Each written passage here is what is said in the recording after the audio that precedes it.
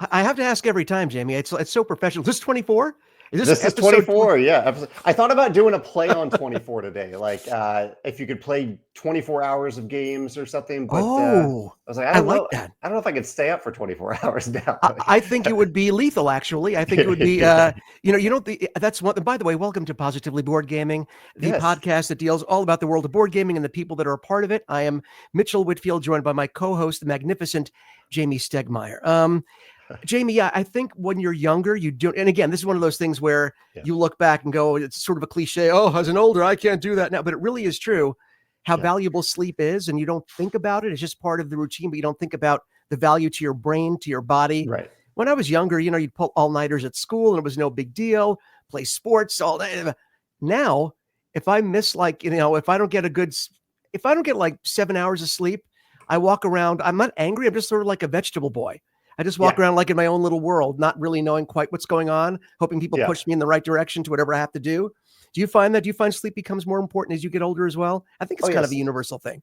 Sleep is, I really, really need sleep, or I won't feel well. I'll get migraines. And like in my head, 24 hours, it's just a day. Couldn't I stay awake for a day? But to do that, I wake up every morning around 7 o'clock. That means that I would have to stay awake until like 36 or 38 hours. Yeah. I don't want to do that. I can't. No. Yeah. It's the same concept as like, traveling and, having a time difference, Yeah. And if you've ever traveled anywhere that has a time difference of 3 hours or more, you know what I'm talking about. And even just doing that, being thrown off by 3 hours, depending on what direction you're going, it throws you off. And it could sometimes take a week or two for your body to sort of catch up. Welcome to Positively Sleep Gaming. I'm your sleep coach, Mitchell Whitfield, joined by my bedside manner friend, Jamey Stegmeyer. So on episode 24, thank you for keeping track, because clearly I didn't get enough sleep to remember. Do you have a before we start? Because, if you know the format, we sometimes do before we start. We each bring a subject. We don't know what it is, and we surprise each other. Do you have a before we start?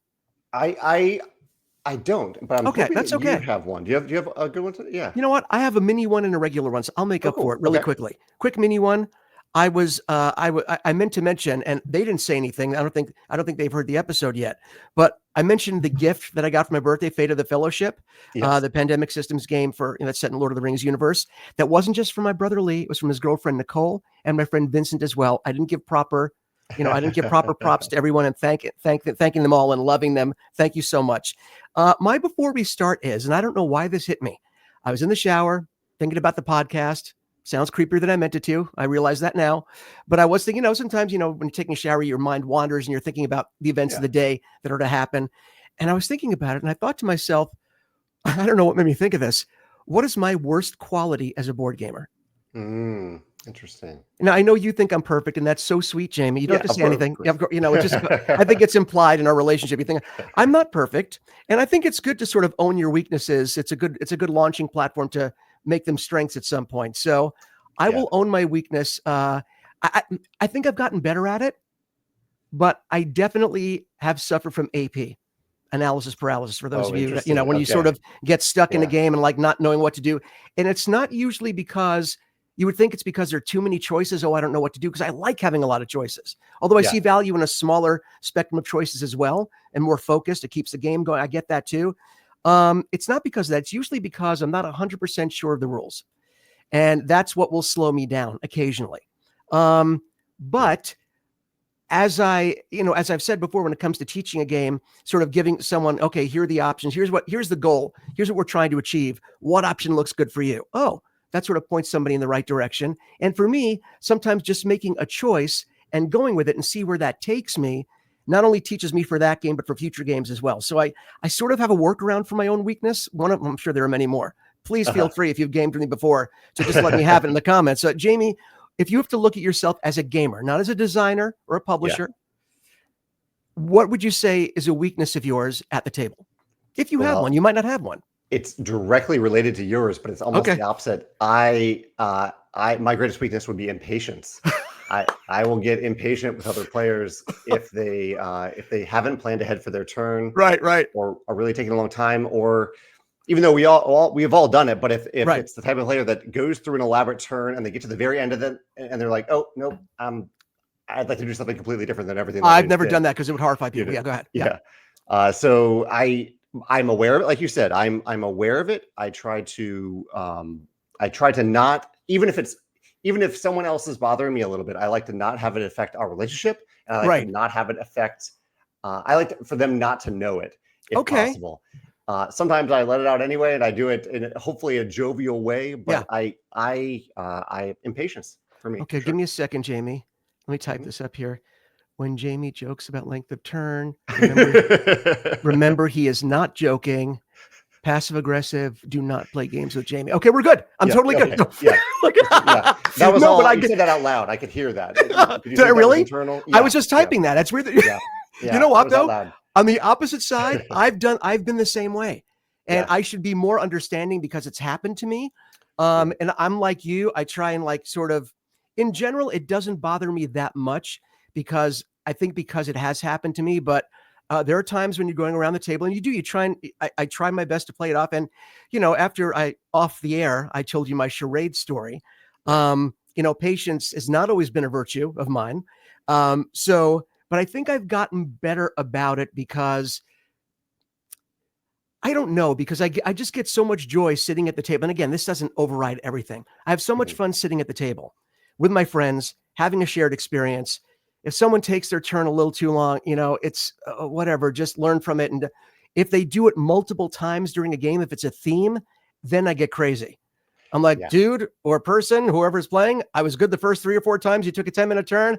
You got to just make a choice and move on. You're killing us all. You're slowly killing us, and we can't do this. Which is probably the way that I probably would say it in a funny, sort of like, you just make a choice, and I don't care. I will purposely take my turn in 2 seconds just to move on.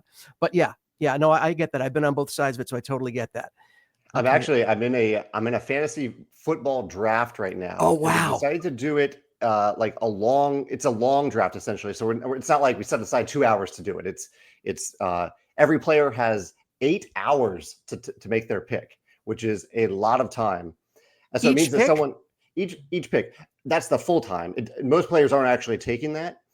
Like I have it on my second screen. If it ends up being my pick, I will, let's say, it's not my turn. But yeah, if it comes back around to me, I usually make my pick in like a few minutes. I'm ready to go. I have mine on auto draft right now, but it is the impatient side of me is a little bewildered by those who are taking hours to take their picks, that they don't just put some players in their queue and put it on auto draft. I don't understand why they don't. Do you see this face?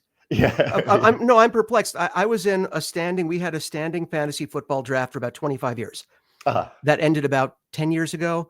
But I think, and we did it, in the later years, we did it by computer because everyone was in different places. You can't assume everyone's always going to be and that's a great way to keep connected to your friends, just like gaming online is, right? Yeah.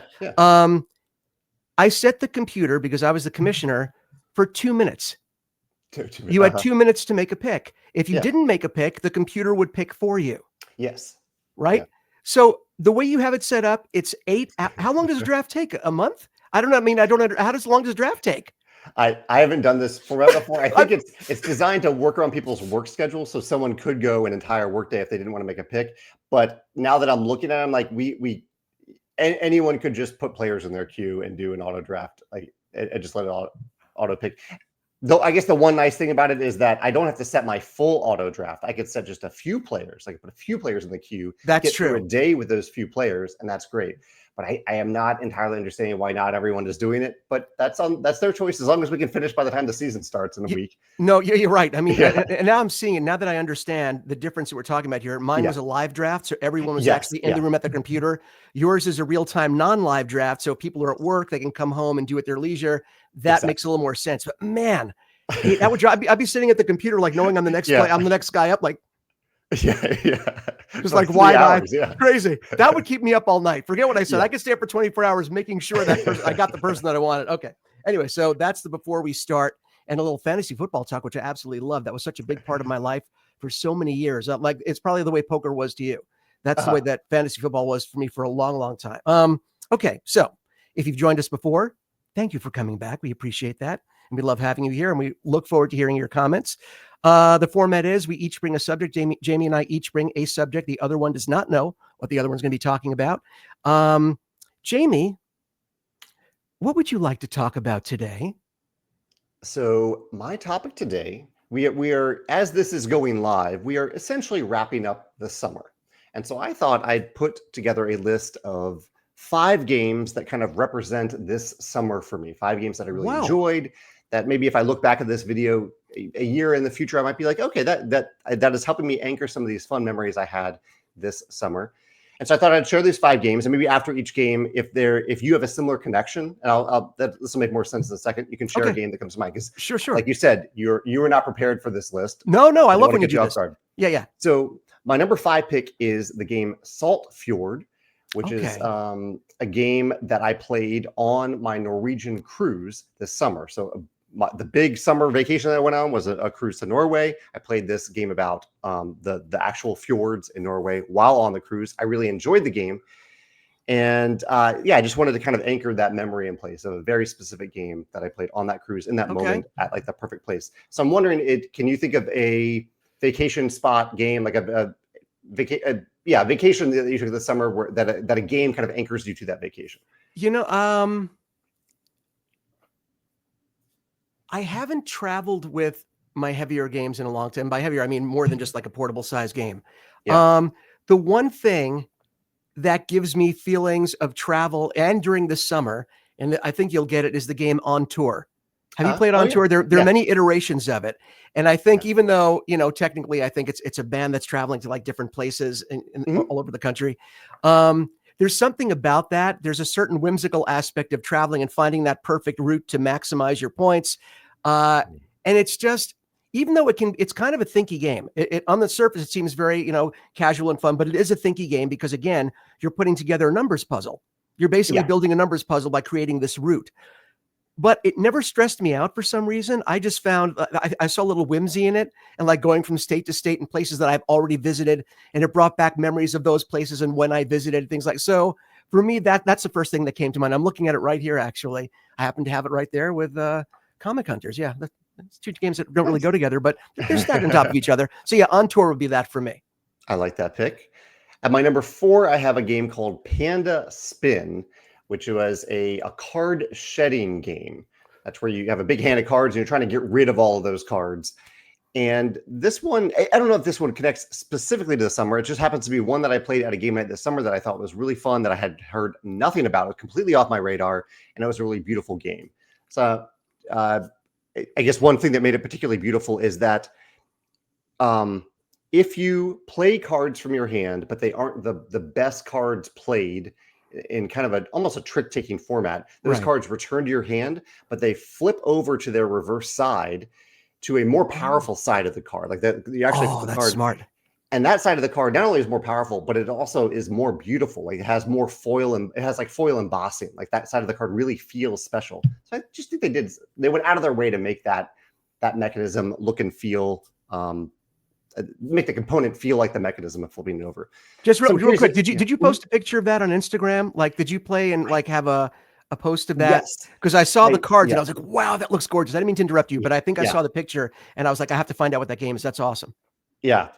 So I'm curious if you had a game that maybe either caught you off guard this summer that you didn't know about going into the summer and delighted you, or a game with a really beautiful component that this was the least like summer oriented, but yeah. That's a really good question. I'm looking around now because I keep a lot of the games that I played recently in here. Let me get back to you on that one. Okay. Let me get back to you on that one. I'll think of one. Number 3 is I continue to enjoy the virtual game night that I have every other week. Mitchell, you're always welcome back. I was sick. I know I was supposed to, but I was sick. Yeah.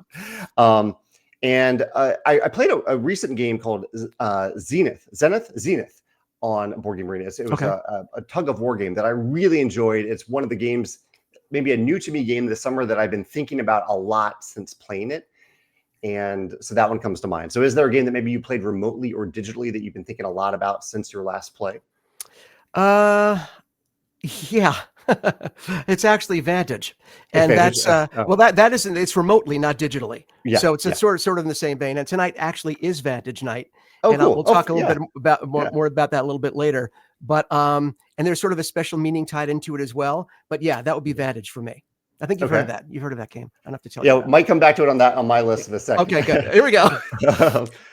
The last game that I bought and have played a lot this summer was Lord of the Rings Duel for Middle Earth. You have a Lord of the Rings game as well that Yep. you talked about last week and mentioned today. But I just really enjoyed this game. It's similar to Seven Wonders Duel, but set in the Middle Earth universe. And Megan has crushed me in every game that we've played at it, and I have continued to enjoy it anyway. And so this is maybe my favorite game that I've played with my partner this summer, Duel for Middle Earth. Okay.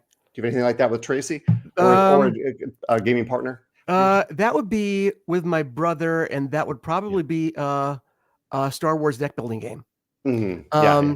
That and he's actually coming back again. We're going to be playing that again, as well as some of the newer games, including the one that you just raised right there, because I do have that one as well. Going back to the last question, I said it would take me a second. 20 Strong, the solitaire card game, from Chip Theory Games, I believe. And it's if you love solitaire, mixed in with board game mechanisms and card play specifically. It's a wonderful game. It's tough, but not so punishing that it turns me off to it. It just makes me, it's like regular solitaire where if you lose, it's like, okay, let me see if I can come back and, make better decisions next time and maximize my opportunity. So it doesn't crush you. It just makes you want to come back and experience it more. And the cards are so beautiful. Even when I get pounded by one of them, I just love the look of them so much. And I'm always excited to flip over the next one to see the artwork and to see the foil. Cause like you, I'm a sucker for a good foil card. So yeah, that would be the one for that as well. That's a great pick. I need to play that one. I think you'd like it. It's a really, and the dice, the dice are beautiful. I'm a sucker for is that. It 20 dice? Is that what makes the yes. 20? Yes. Okay, yeah. So yeah, and you're using, and in each game, there are different themed decks they put out for their different IPs, and each of them plays a little bit differently. Each game, because I was saying, could you guys make I even asked them at a convention, could you guys make like a mat to make it easier to organize while, the gameplay, stacking up the cards? They said, yeah, we thought about that, but each deck is a different game. Oh, right. So we'd have to make multiple. So I understood that. It's like, oh, that's why. So maybe I'll have to have something printed up for the couple of decks that I played the most. But yeah, freaking awesome. I love that. That's cool. 20 Strong. 20 Strong. You're going to dig it. My number one is going to be Vantage for me, because this summer has been in many different ways very fulfilling and exciting for me, thanks to Vantage. Obviously, I'm the designer and the publisher of this game, and I spent a long time working on it. So it's been cathartic to have it finally come out. And it's also felt really good that people have seemed to enjoy it. And also, it's been really nice for me that I have continued to enjoy it. I love all of our games. It's still my games. Right. But for me, I don't know. Sometimes burnout isn't the right word, but sometimes I play our games a lot, and I want to try new things. That's maybe the best way to say it. But Vantage, I keep wanting to explore it over and over again with other people. Like I'm playing it tonight as well. I'm showing it to two people who haven't played it before. I've enjoyed it solo just when I want kind of a chill hour in the evening. That's awesome. And the wonderful surprise of being able to add pets to the game. Like this was just a fun thing that someone mentioned on Board Game Geek where they added their pets to the game. So we made an official template, and I added Biddy and Walter. I saw. So we can go on little adventures with them, and that has been, it's a just for fun thing, but it's been really meaningful for me to go on those adventures with my cats in this world that I created with the artist. It's just been, this is definitely the summer Vantage for me. So I wanted to put that at number one on the list. I think that's beautiful. And I love the pets, and I love that Walter and Biddy are both there. I think that's fantastic. I have to tell you something. And again, I don't want to pile on before I get to my subject is going to be a little quicker. So it's okay. Okay. I get really excited to play Vantage. My brother and his girlfriend, Nicole, and I were playing tonight. My brother called and said, so when's our next Vantage night? So basically Iridia is on hold right now. And that's not a condemnation of Iridia at all. It's a fantastic game. It's more telling you how much, Vantage evokes at the table with friends and family, right? Yeah. And here's my thought. I don't come to the table approaching Vantage like a board game. I approach it more like an HBO series, an hour-long epic HBO series where every episode, you're going to learn a little bit more. You have some backstory. You're going to get some more things revealed to you, but not everything. Yeah. It's almost like a serial, like a serial show or multiple movies broken up into 5, 6, 7, 8 different films where you're experiencing it in that way. It's so open world. It's so your choices. You can do so many different things. I don't feel like when I sit down to play a board game, I know there are rules and there are constraints, and I don't mean that in a negative way, because mostly in the best way. It's you know, having, okay, I could do this, and okay, I focus on this. It's so nice to go to the table with a game and know you don't have to focus on a specific thing. You basically let the game wash over you and then go where it takes you. And I'm not saying this because you're my friend and my partner on the podcast. I've never played anything like this. And that's why I don't feel like when I go to play it, and I think my family probably feels the same way, it doesn't feel like we're sitting down for game night. It feels like we're sitting down for a shared experience, watching the sequel to a movie that we already love, or watching the next season of a show that you've been waiting for since the last season ended. And that's what it evokes for me. Do you feel that way too? Or, I mean, have you heard that before? I've heard that in different ways. I love that you shared it that specific way. I don't think I've heard it compared specifically to like a TV series, but I can see the way that you're talking about that. It's different. It just hits different. Yeah. You know, I'm glad to hear that. I was aiming for something different, and aiming something that people would hopefully want to get back to the table more than once, ideally, and hopefully a lot more than one time. Yes, I love hearing that. I love that you're continuing to connect with your brother and Nicole long distance over this game. Yeah, it's so much fun. And tonight, I can't wait to see what I find out tonight. I'm sure I'll be, emailing you tomorrow, going, "Oh my God, you don't believe what I just saw. I went in the Book of Vantage. Here's what I saw. Nobody else can see it but me." That's how excited I get. Okay. So are you going to use Rule Pop for the first time tonight, or have you already tried it? That was I have not tried it. Do you think we should? I think it's worth trying once so that you can compare it to the experience of using the storybooks to see if you like it. There's nothing to download. You just go to Rule Pop, search for Rule Pop and Vantage, and it'll pop up. This is where it comes in handy, having multiple iPads, because I'm going to be FaceTiming on one of them, and I could have that open on the other ones. That's perfect. Okay, I'll do that. I'll try it tonight. Well, thanks for talking about games of summer. I'm excited to hear about your topic today. What are you thinking? Last week you did a little something called 2 Truths and 1 Lie. Yes. Or 2 Truths and a Lie. I don't know. And I wasn't quite ready for it last week. I was feeling something else that I wanted to talk about. And I thought it was fun to maybe just split them up. And you knew that I would do it eventually. Well, we're doing it here today. We're going to be playing 2 Truths and a Lie with Jamey and Mitchell. I'm going to mention 3 different things. I'm going to 3 different statements, as you did last week with your sneaky. You were sneaky, dude. You were sneaky. Oh, it's still like, you're just like, well, by the letter of what I said, it's not true. Like, darn you, Jamey Stegmaier, you sneaky devil. I'm going to say 3 things. 2 of them will be true. 1 of them, not so much.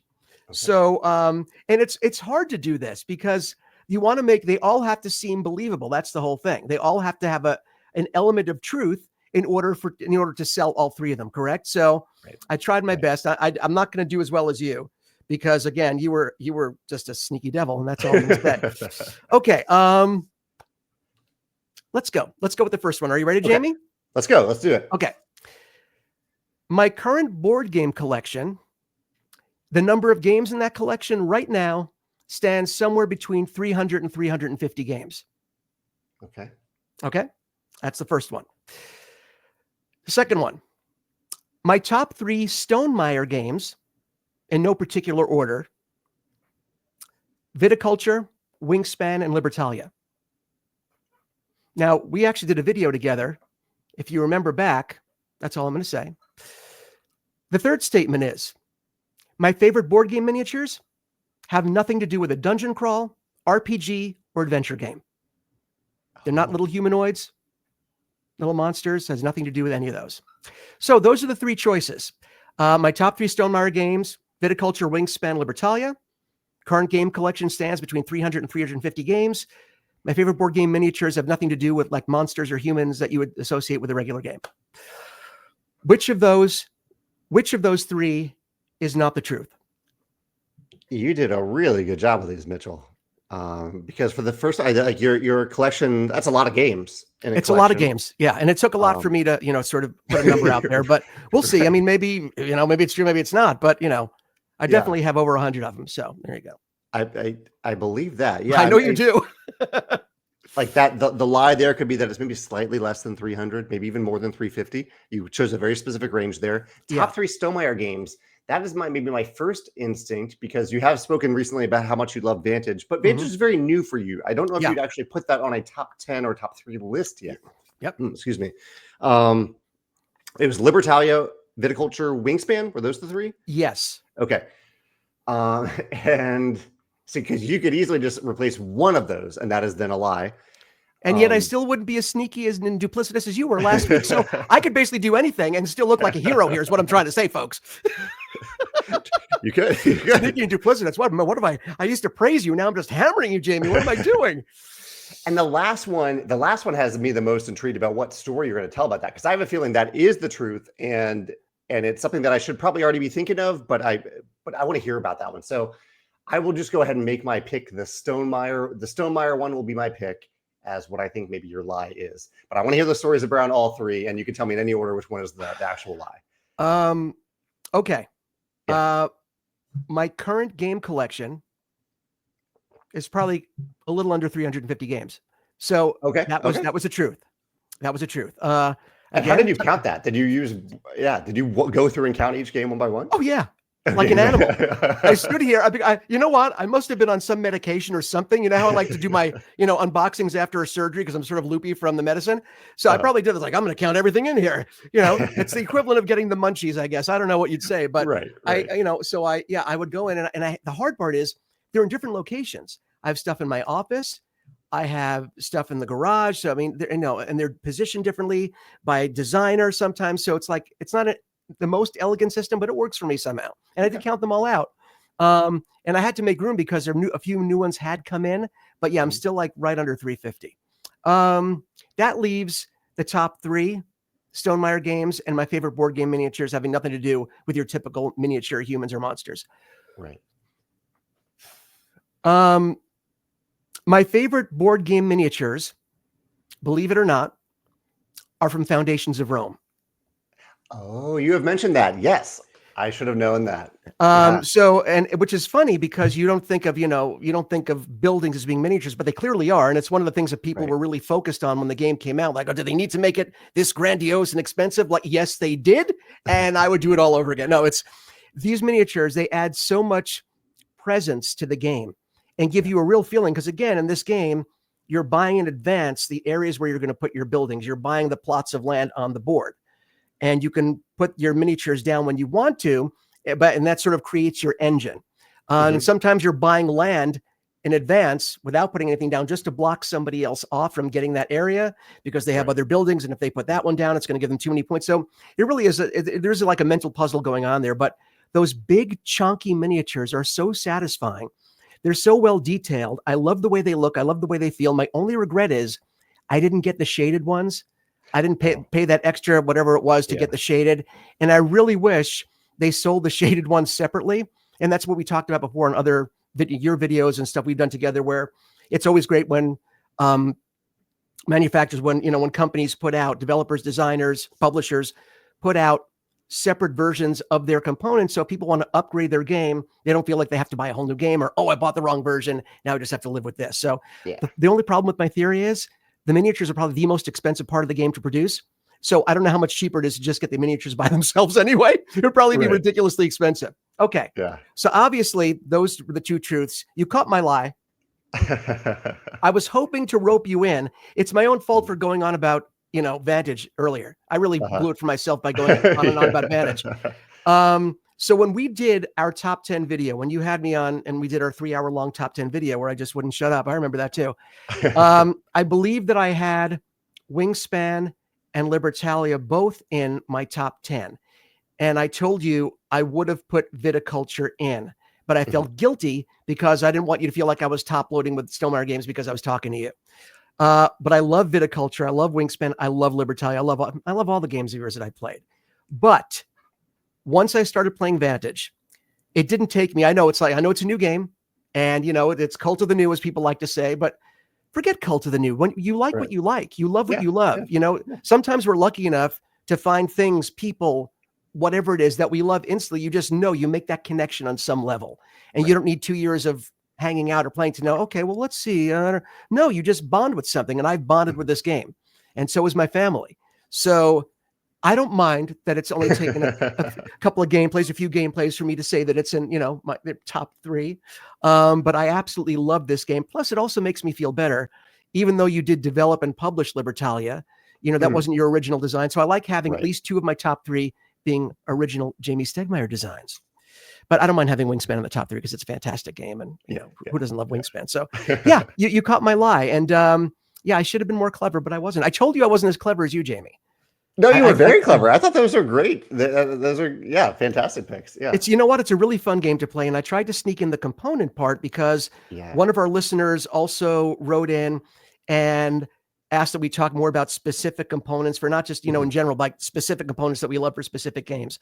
So I'll try and pepper this in throughout, our next few episodes just to talk about stuff. Cause I'm a sucker for the pretty.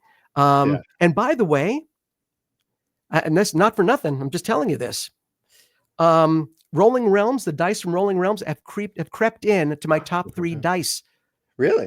Yeah. Look at those things. It's like throwing a boulder on the tee. You could knock somebody out with those dice. Yeah. They are just magnificent. And I also have to tell you, again, they are more simple in terms of their iconology and the look and the finish of them. But the dice from Vantage, I also love. Love the Vantage dice. They're very satisfying to roll. Although it's one of those games where you're more satisfied not having to roll too many of them. It's better to not roll too many. It's better to roll fewer. So, I have to sort of learn to okay, I love these, but I have to learn not to love them too much because I don't want to get penalized by all these dice. So, there you go. 2 truths in line. Now you know what? This is one that we should revisit at some point again. I think this one, it's a lot of fun because I like the way you did it. And I'm going to be much different when I analyze what you say next time. I'm going to micromanage every word out of it. What did he mean by that? He paused. That pause has some meaning. That's his tell. He's a poker player. He doesn't have tells. Maybe he does. Someone did say in the comments that when I said my lie, which was about Kickstarter, that something my poker face changed apparently, and did it really from my face that was the lie? Yeah. Oh, I'm going to go back and watch it now. I'll have to go back and watch it too. Oh no, because if I can get that tell, I can win this game every time. No, but that's the beauty of it. I don't look to win. I just look to hear the stories. Right. And the one about Risk that you told, I told my wife, I told Tracy, we were laughing about it. And I said, poor Jamey then had to sit through my horrible story, which made me feel even worse because he's like a saint compared to me. That was awful what I did. But we learn, we grow older and we learn and we get more sleep. We get more sleep. I love that you posed the question about weaknesses today, Mitchell. So let's see in the comments if anyone wants to share their gaming weakness, your 2 truths and a lie. I know we had a few people do it, but you're still welcome to do it in here. Or if you have a few games that kind of define or help you anchor your happy memories or memories at all of this summer, let us know what they are in the comments. This has been a delight, Mitchell. Thanks for chatting with me. I love this. I'm glad we're back and we're back on track. And I will see you next week. Yes. We'll talk about that after we get off. Maybe not, but I will see you in a particular week. Yes. Sounds good. Take care, Mitchell. Take care, Jamey.